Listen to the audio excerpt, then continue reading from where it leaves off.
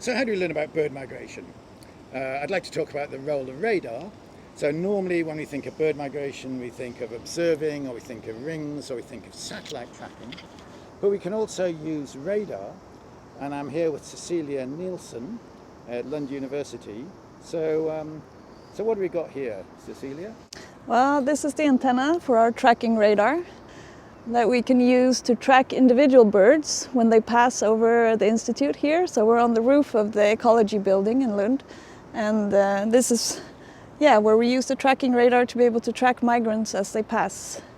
So how does this differ from weather radar? So a tracking radar follows really individual birds, one at a time. And we can really see the individual behavior of each bird, so we can follow them for a few kilometers when they pass here. And of course, the good thing with radar is that it works also when it's dark, so we can see them also when they're on their night migrations and at high altitudes. Whereas a weather radar is a surveillance type radar, so it always sweeps and makes big sweeps. So we can't track individual birds with the weather radar, but with the weather radar we can instead see the big movement of the whole migration system.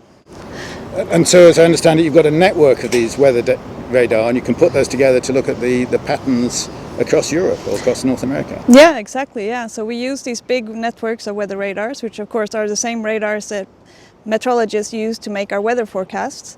And instead of looking at where the rain clouds are, we can extract the bird information, and we can get these really nice large-scale overviews of how entire massive movement of birds happens across continents. So how do you download the information that you get here?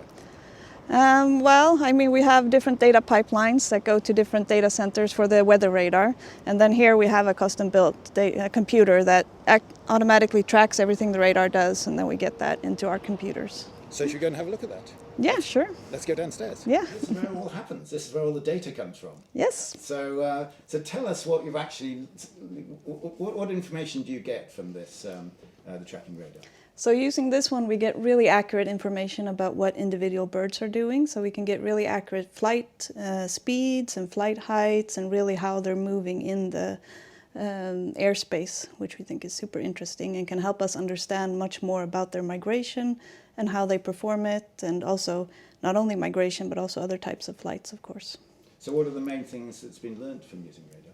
Well, I think one of the nice things about using radar is that we can really uncover this mass of migration that happens above our heads every night, but we don't really have any other way to actually see this large-scale movement, right? So using radar, we've been able to really map the flight distributions and flight speeds, and also kind of where the majority of migration passes over the continent.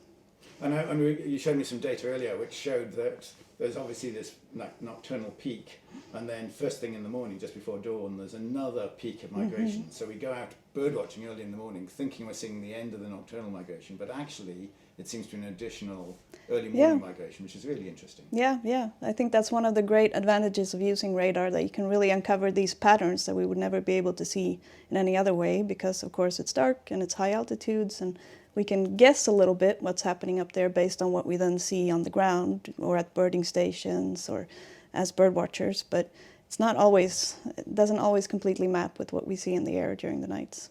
I guess, as you say, as a lot of the actions at sort of up to 3,000 meters, it's obviously most of that will be missed. Yeah. So what are the practical applications of this? Well, so I think the applications are really important. Well, it's really important that we learn how migrants are distributed in the airspace because of a bunch of different reasons.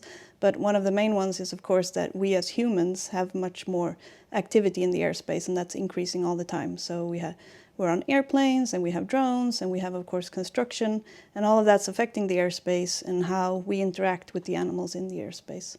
So some of the things we've been working with is how can we use the radar data to, for example, predict when there's a high risk of bird strikes for airplanes, and also when there's a big risk of big migration movements intersecting with windmill activities or wind power activities, and how we can avoid or try to, as much as possible, minimize the impact of these activities on the animals.